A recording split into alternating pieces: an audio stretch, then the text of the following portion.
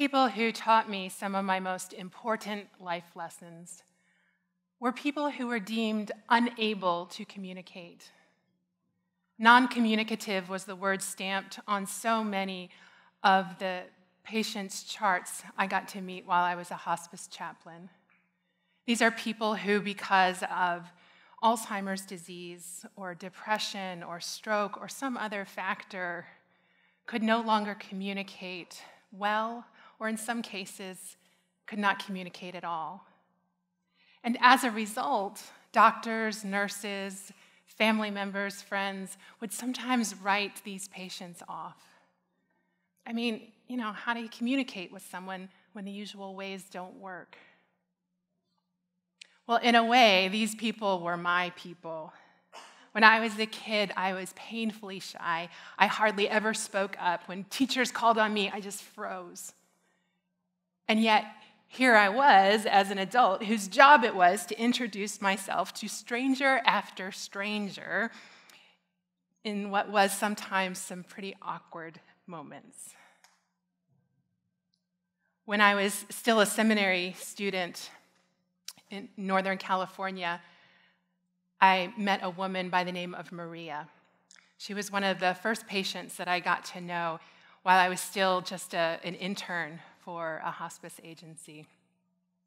And when I went to meet Maria at the nursing home where she lived, the staff there warned me that she had lost her ability to speak English some years before in an accident. And she only spoke an obscure dialect of Italian that no one in her life spoke. I decided to go and visit her anyway, even though I don't speak any Italian. And when I walked into the room, she was sitting in her bed, but she was kind of slumped over, looking at the floor, looking kind of sad. And when I walked toward her, her spirit kind of lifted a little. And all of a sudden, a flurry of words I didn't understand started coming out of her mouth, and she ended on what sounded like a question, and I said, "I'm sorry, I don't speak Italian." And she said some more words, which also sounded like a question, and I said, "I am so sorry. I don't understand. I don't speak Italian." And I watched as all of the energy drained out of Maria, and she hunched back down and stared at the floor. Now, I was a new chaplain, and I was eager, and by nature, I'm kind of a pleaser, and before I could stop myself, I said, "But I know a song in Italian." And before I knew it, I was belting out, "Caro mio ben, credimi a men, senza di te languisce il cor." And I belted out all the words of this 18th century Italian aria that I had learned somewhere along the way. And by the end of it, she was holding my hand. And she was stroking my arm. And she put her hands to my face, and she drew me close, and she said, "Bella." And I didn't know if she meant my singing or me or what, but I'll tell you, I didn't feel very beautiful at that time in my life. And so I said, no, Bella. And she said, no. And she took my face again to her, and she said, "Bella, Bella." And for months I would go back every week and visit her. And sometimes I would bring recorded music that we'd listen to, and sometimes we'd sit outside or sit by the window and look out. But always, every single time when I went to visit her, she would put her hands to my face, and she would draw me close, and she would say, "Bella." And after a while, I started to believe her. And when she was dying and no longer responsive, laying on her bed, I sat on the edge of her bed and I stroked her hair. I put my hand to her face and I said, "Oh, Maria, Bella, Bella Maria." Some years later, I moved to Texas, and I worked for another hospice agency, this time as a hospice chaplain. And I got to know a woman by the name of Joan. Now, Joan was an angry woman. She screamed a lot. She often didn't make any sense. She lived in a nursing home.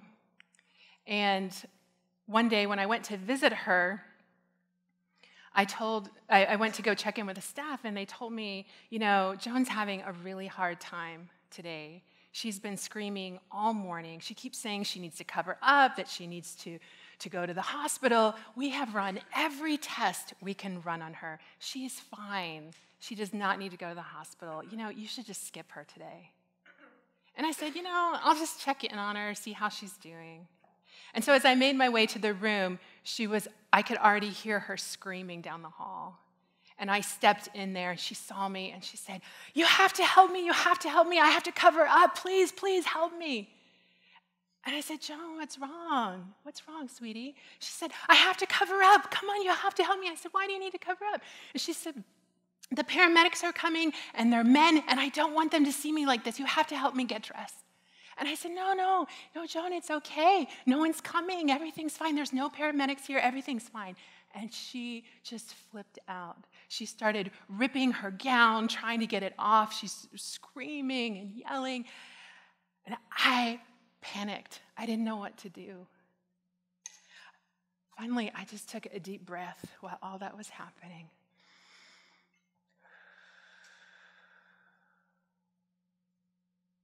And I said, "Joan, tell me, what are the paramedics going to do when they get here?" And she said, they're gonna take me to the emergency room."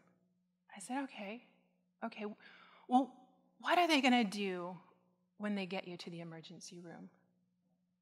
And she said, "Well, they're gonna run some tests on me." And I said, "Okay, what are the tests going to find?" And she said, "They're going to find out that I'm dehydrated." And I said, "Joan, are you thirsty? Do you want some water?" And she said, "Yes." And after that conversation, she was completely calm. She didn't need to cover up. She didn't need to go to the hospital. She just needed a drink of water. But she didn't know how to ask for it. And at first, I didn't know how to listen for it. Another patient in that same nursing home was a man by the name of Joe. And Joe would kind of shuffle around on his walker throughout the nursing home, but he never made eye contact with anyone. He never engaged anyone. He never even seemed to know that anyone was around him. He would also spend hours just laying in bed, staring at the ceiling. And all day long, people, including me, would try to coax him into conversation or just try to do things or say things that would help us know that there was someone in there. But nothing. And after weeks of this, I was starting to get really frustrated. And I thought, well, he's a hospice patient. He's dying. Maybe he just needs to kind of let go. And so one day I asked him, I said, "Joe, would it be all right if I played some music?" And of course, no answer. And I hit play on the machine.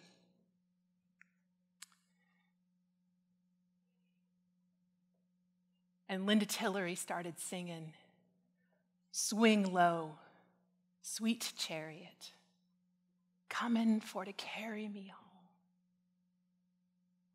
And I swear to you, Joe changed. He closed his eyes. He started swaying. His head went back. He smiled. I'd never seen him smile. His lips started moving. And then I heard his voice for the first time ever, and he was singing. "Swing low, sweet chariot, coming for to carry me home. Swing low, sweet chariot, coming for to carry me home. And I looked around because I thought, surely this is some kind of joke.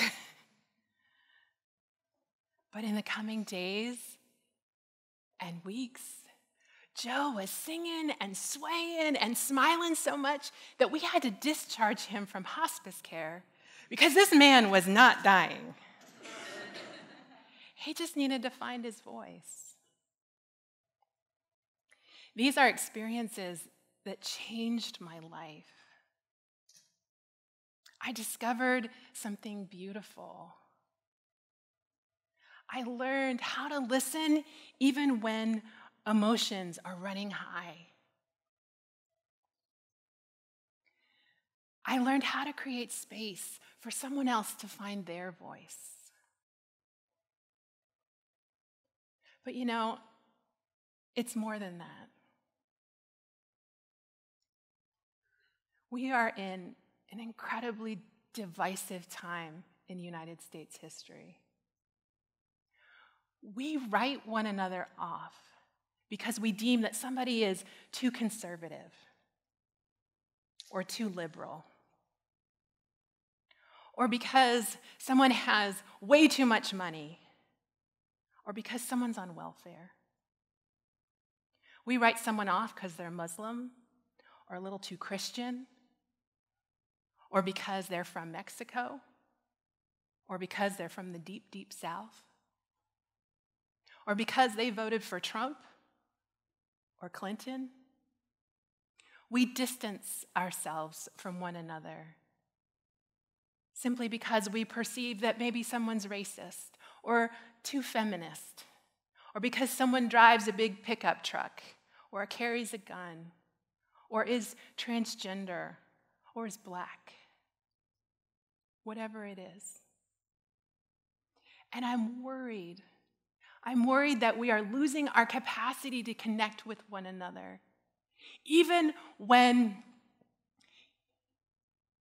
we feel like there's no common ground, no common language. Even when emotions are running high, and maybe it's starting to feel personal, maybe even painful. Or when we look at that person across from us and we think, you know, they don't have anything to say. Certainly nothing I need to hear. But my experiences tell me that these are incredible opportunities for healing and peace and transformation. And I know it feels really, really impossible sometimes, but what if? What if we simply affirm one another's beauty? What if we push our emotions aside so that we can clearly say what it is we need to say, but also so that we can listen for what's underneath all of those emotions, our emotions and their emotions? What if?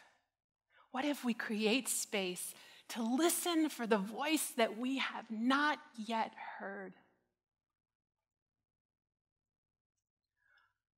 What if, and this is the hard one, what if every single person has something amazing to teach you? Thank you.